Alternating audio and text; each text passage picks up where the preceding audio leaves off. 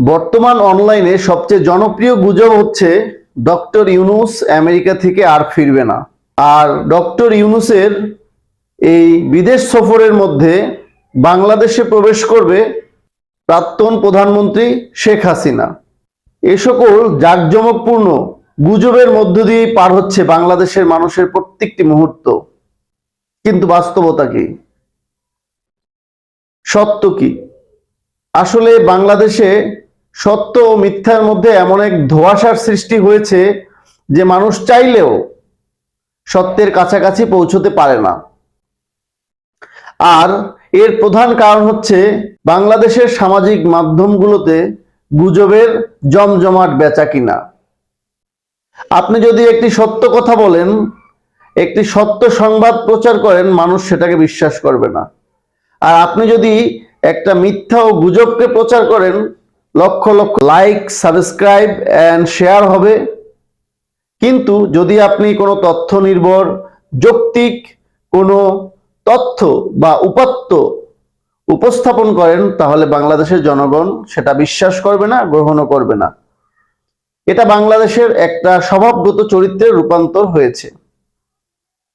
যাই হোক, গুজবের কথা না হয় বাদই দিলাম। আদৌ কি ডক্টর ইউনূস জাতিসংঘের এই সফর শেষ করে বাংলাদেশে ফিরবেন কিনা? অবশ্যই ফিরবেন। আর ডক্টর ইউনূসের এই বিদেশ সফরকালীন সময়ে প্রাক্তন প্রধানমন্ত্রী বাংলাদেশে প্রবেশ করবে কিনা, সেই প্রশ্নের জবাব হবে অবশ্যই না। কোনোভাবেই তিনি এই মুহূর্তে বাংলাদেশে প্রবেশ করবেন না, কারণ দেশের পরিস্থিতি সেটাকে সমর্থন করে না এবং আইন শৃঙ্খলা পরিস্থিতি সহকারে নানা রকমের জটিলতা রয়েছে।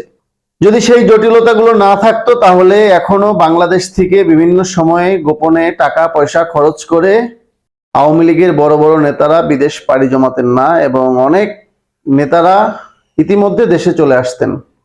যাই হোক, এই প্রসঙ্গ না হয় বাদই দিলাম।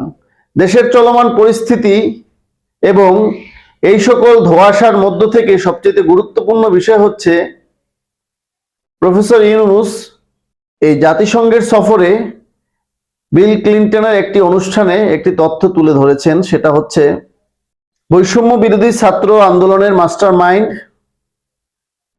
মাহফুজুর রহমানকে নিয়ে তিনি একটি মন্তব্য করেছেন। তিনি বলতে চেয়েছেন যে টোটাল আন্দোলনের প্ল্যানার, রোডম্যাপকারী মাহফুজ সাহেব, তিনি সবগুলো সুকৌশলে পূর্ব পরিকল্পনার সাথে তার দক্ষতার সাথে তিনি এই আন্দোলনকে পরিচালিত করেছেন। যদি এই আন্দোলন পূর্ব পরিকল্পিত হয়ে থাকে, তবে এই আন্দোলন বাঙালি জাতির আশা আকাঙ্ক্ষার যে আন্দোলন হয়ে উঠেছিল সেটা কিন্তু আর থাকবে না।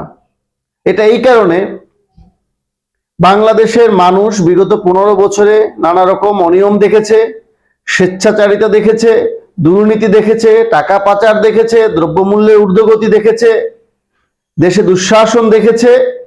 আর টানা 17 বছর এই সমস্ত পরিস্থিতির মধ্য থেকে যাওয়ার কারণে বাংলাদেশের জনগণ ক্ষুব্ধ হয়েছে এবং ছাত্র জনতার এই আন্দোলনের সাথে একাত্মতা ঘোষণা করে ঝাঁপিয়ে পড়েছে।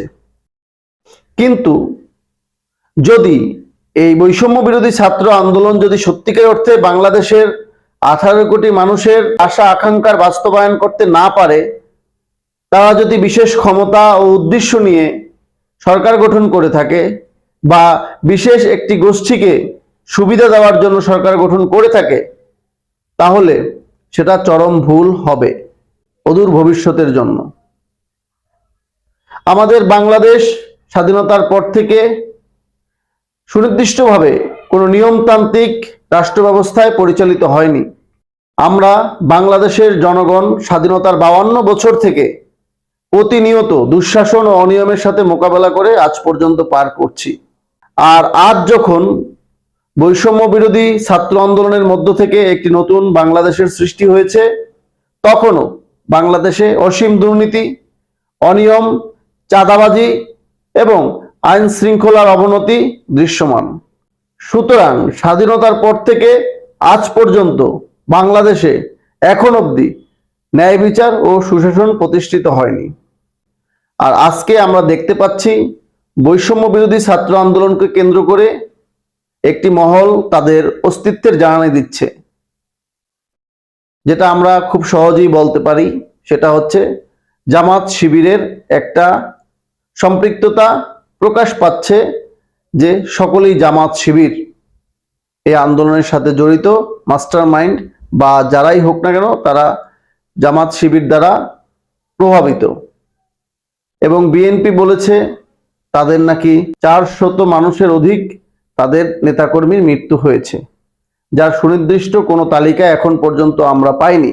তেমনি প্রকৃতপক্ষে এখন পর্যন্ত বৈষম্য বিরোধী ছাত্র আন্দোলনে কি পরিমাণ মানুষ আহত হয়েছে, নিহত হয়েছে, গুম হয়েছে, তার সঠিক তালিকা এখন পর্যন্ত আমরা পাইনি।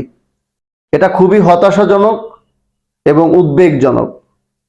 যাই হোক, যদি এমনটা হয়ে থাকে যে বৈষম্য বিরোধী ছাত্র আন্দোলনের মাস্টার মাইন্ড যারা এই আন্দোলনকে নেতৃত্ব দিয়েছে, যে সমন্বয়করা, তারা যদি কোনো বিশেষ গোষ্ঠীর বা বিশেষ কোনো দলের এজেন্ডাকে বাস্তবায়ন করার জন্য সাধারণ জনগণ ও শিক্ষার্থীদেরকে ব্যবহার করে থাকে, তাহলে বাংলাদেশের সাধারণ জনগণ হিসেবে আমাদের দাবি থাকবে যে আমাদের সাথে অনেক বড় অন্যায় করা হয়েছে।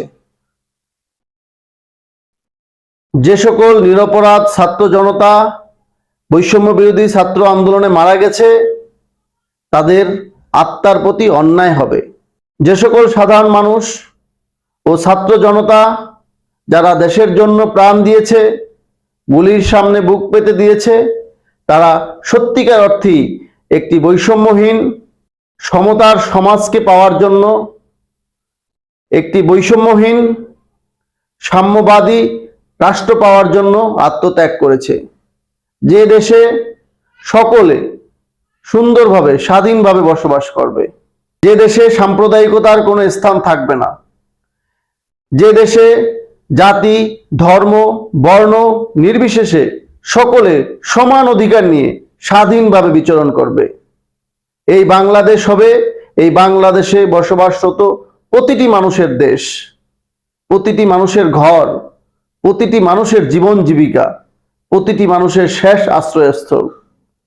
এই মাটি আমাদের মা, আর আমরা আমার মায়ের বুকে সবচাইতে বেশি নিরাপদ। বাংলাদেশ কোনো ধর্মভিত্তিক কোনো জাতিগোষ্ঠীর নয়, বাংলাদেশ সবার, সকলের। এখানে চাকমা, মারমা এই দেশের সন্তান, এই মাটির সন্তান, হিন্দু, মুসলিম, বৌদ্ধ, খ্রিস্টান এই মাটির সন্তান, এই দেশের সন্তান। সুতরাং এই দেশ সকলের। এখানে জোর করে কারো উপর কিছু চাপিয়ে দেওয়ার কোনো সুযোগ নেই। সকলে স্বাধীনভাবে তার বিশ্বাস অনুসারে জীবন যাপন করবে, প্রত্যেকের ধর্ম প্রত্যেকে স্বাধীনভাবে পালন করবে। 1971 সালে মুক্তিযুদ্ধ হয়েছে অসাম্প্রদায়িক চেতনার উপরে ভিত্তি করে। সাম্প্রদায়িক চেতনা দ্বারা প্রভাবিত হয়ে বাংলাদেশের স্বাধীনতা আসেনি। আর আজ যারা সেই সংবিধানকে বাতিল করতে চায়, পরিবর্তন করতে চায়, পুনর্লিখন করতে চায়, তারা আর যাই হোক এই দেশের নাগরিক বা সন্তান নয়। তারা অন্য দেশের, অন্য রাষ্ট্রের নাগরিক বা অন্য দেশের পৃষ্ঠপোষকৃত শাবক। তারা এদেশের স্বাধীনতার সার্বভৌমত্বে বিশ্বাস করে না। আমরা এমন একটি বাংলাদেশ চাই যেখানে কোনো অনিয়ম থাকবে না, দুর্নীতি থাকবে না, ঘুষ থাকবে না, সন্ত্রাস থাকবে না, চাঁদাবাজি থাকবে না, কোনো অপরাধ থাকবে না, কোনো অন্যায় থাকবে না।